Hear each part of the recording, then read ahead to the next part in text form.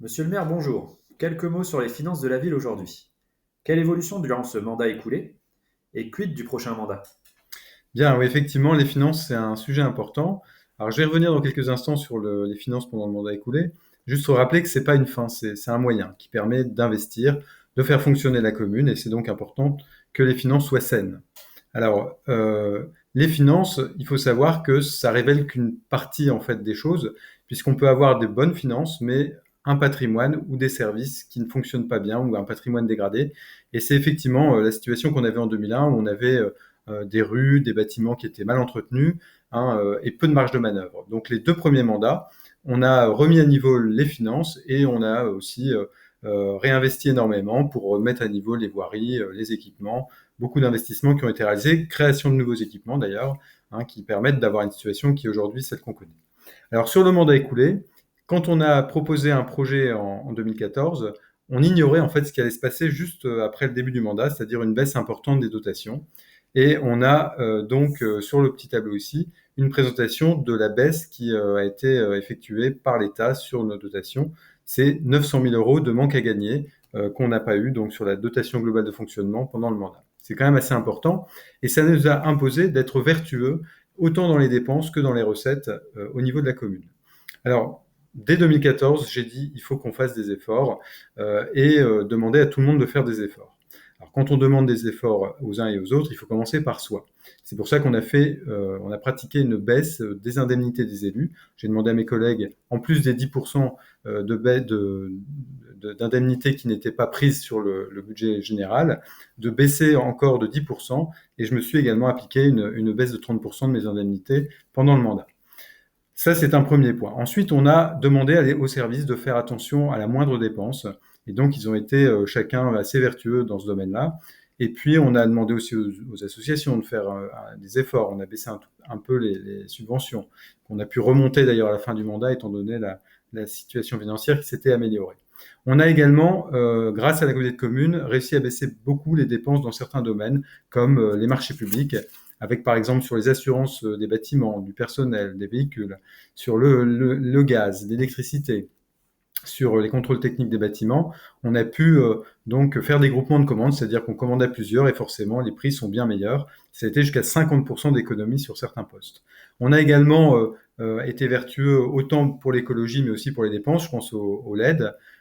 Toute la commune a été passée en LED grâce à la communauté de communes.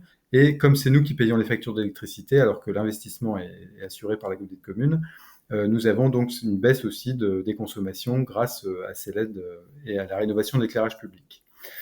On a demandé aussi un petit effort aux habitants de la commune par une augmentation de 5% de la fiscalité donc qui a été décidée en 2015 et 2016. Et après, nous n'avons plus augmenté les impôts. Alors 5%, c'est pas énorme, hein, d'autant qu'on voit sur ce tableau que ce soit pour la taxe d'habitation ou après pour la taxe foncière, une moyenne de la commune qui est bien inférieure à la moyenne départementale. Alors la taxe d'habitation va être bientôt supprimée, donc je n'en parle plus. Hein, L'État va compenser intégralement ce que payaient lesCisoniens et c'est une très bonne chose.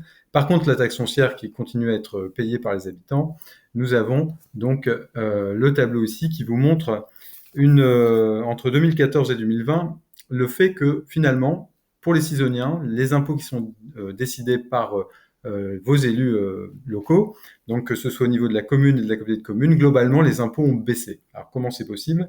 C'est que certes, on a augmenté de 5% au niveau de la commune, mais la taxe d'enlèvement des ordures ménagères, qui est une partie de la taxe foncière, elle a baissé de 25%. Donc vous voyez qu'au global, sur le mandat, entre 2014 et 2020, c'est ce qu'il faut retenir, vous avez sur votre taxe foncière une baisse de 2,90% pour le bloc communal, ce qui est quand même assez intéressant. Pour pouvoir réaliser un programme de dépenses, il y a aussi des recettes qui peuvent être extérieures. Et donc, par exemple, on a recours à l'emprunt. Alors, ce qui est important de remarquer sur l'emprunt, c'est qu'entre 2014 et 2020, on a baissé l'endettement de la commune, malgré, on le voit sur le tableau, en 2016, un emprunt qui a été refait, qui a permis non seulement de renégocier des emprunts existants, mais aussi d'emprunter pour financer le programme d'investissement qu'on a pu réaliser pendant tout le mandat.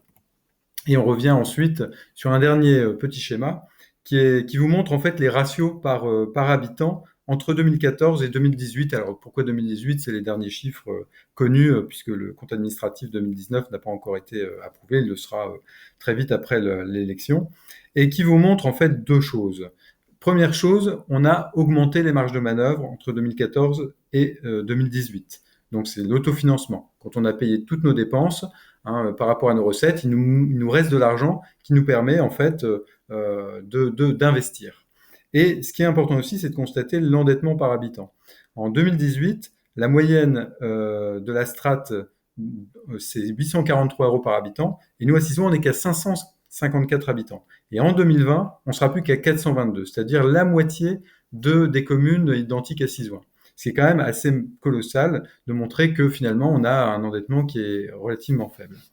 Alors, les finances, ce qui est important, c'est pas tant les chiffres, c'est plutôt ce qu'on peut faire avec. Et je pense que pendant le mandat, vous avez eu de la part de la municipalité la présentation du bilan dans ce petit document qui reprend un certain nombre d'actions. Je pense au cadre de vie, on a rénové énormément de voiries, on a rénové du patrimoine communal, la pyramide de Fontenoy, les monuments aux morts.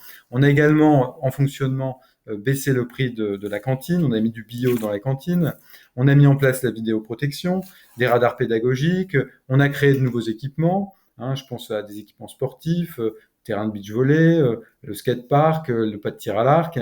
On a mis en place le nouveau centre de secours des pompiers, qui est en cours de construction, le nouvel EHPAD.